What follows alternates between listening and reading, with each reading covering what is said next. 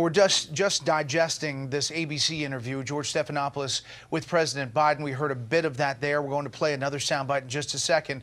But Ari, to see the president come out today in the middle of what has been really 3, 4, 5 days of chaos in Kabul and give that a speech about booster shots and then walk out of the room, as a former White House press secretary, what were your thoughts? I always try to put myself in the shoes of why is the president doing what he's doing? He must have a good reason.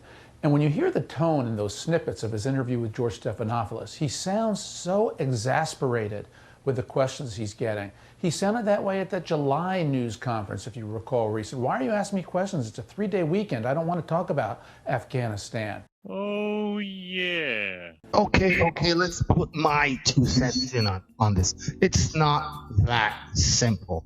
Even if he says he does not want to know the details, here is the thing. He's still leaving that up to someone who supposedly knows what they're doing. And they don't just say, oh, well, the president just said, just get him out. So just get him out to someone else. And it just, no, there is procedure and there is a plan. I love the smell of napalm in the morning. But ultimately, it comes back to a lack of leadership. You people wanted this guy in office. You got what you wanted. And all the other world leaders are looking at this guy as weak. Seen those hundreds of people packed into a C-17. We've seen Afghans falling. That was 4 days ago, 5 days ago. What did you think when you first saw those pictures? What I thought was we have to gain control of this. We have to move this more quickly. We have to move in a way in which we can take control of that airport. Silence, you fool! And we did. Okay. This is just my observation. What are we looking at here? We're looking at a man that looks tired. Okay? We're looking at a man that just doesn't want to be here. Right? We're looking at a man that doesn't really want to answer these questions.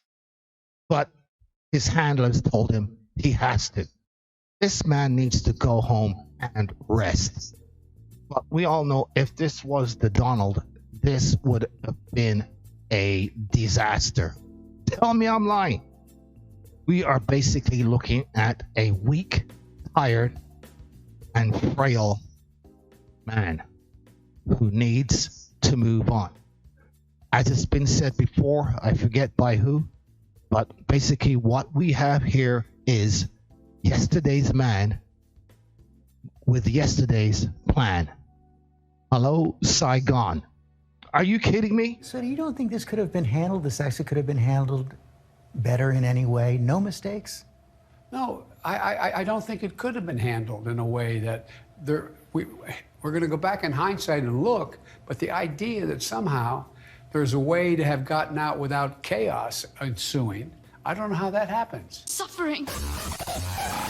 Dying. Failing. I don't know how that happened. So for you, that was always priced into the decision? Yes. Well, your story is very compelling, Mr. Jackass. Okay, I'm gonna give him this. It is a chaotic situation. It is a war zone.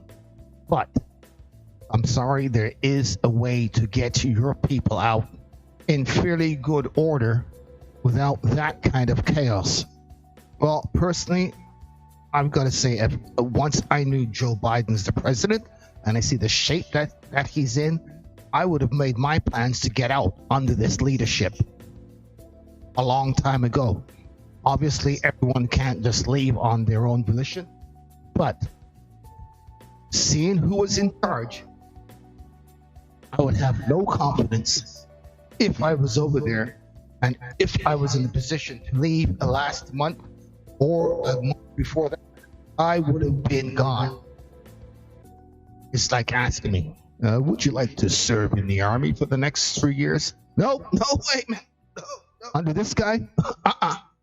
No. A stunning admission from leaders, our military leaders today. They had no idea the Taliban would take over so quickly. Bullshit. In what amounted to an embarrassing and what some call a disastrous press conference, Joe Biden's defensive and sensitive generals fought off reporter questions, arguing this is no time to second guess them. There was nothing that I or anyone else saw that indicated a collapse of this army and this government. I want the truth! In 11 days. Okay, let's get this straight now. They had absolutely no idea they would take over this quickly. That's odd.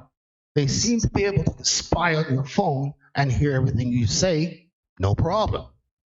They have the equipment and the technology from satellites to see all kinds of movements and what's going on in the sky. They have drones, they have satellites, they know exactly what's going on. I ain't buying this in the slightest. They basically can find anything or anybody they want, especially in a war zone. Troop movements, tanks, cars, or vehicles. I think they use a lot of pickups, communications. They have all this intelligence. They know what's going on. Don't play. Here's the thing. You've got two types of general. You have a political general who's looking for political aspirations and to move up the ladder politically. Then you have your war generals who are interested in fighting wars and winning wars. What kind of general this is, I have no idea. But if it was appointed by the Biden administration, I think I know what kind this. Here's John Kirby, the Pentagon, explaining that, calm down, America. Everything in Kabul is under control.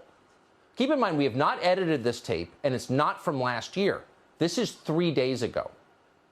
Kabul is not, right now, in an imminent threat environment. Well, apparently just 3 days ago, this guy, he had no idea. You hear the hesitation in his voice? Yeah, that tells me there's a lot of chicanery going on there. Most illogical. But as he says, this man will not lose his job. Oh, no, this is 3 days ago. Didn't have a clue.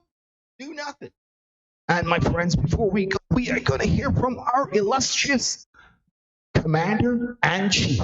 We'll just ask him some questions about this quick withdrawal from Afghanistan. Let's go. Need to finish the job with science, with facts, and with confidence. Wow, the land of make-believe. And together, as the United States of America, we'll get this done. God bless you all, and may God protect our troops. Thank you.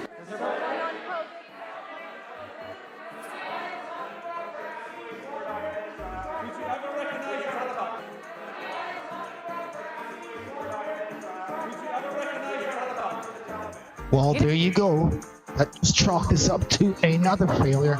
And if you think this is the last one, I will see you later. I am out.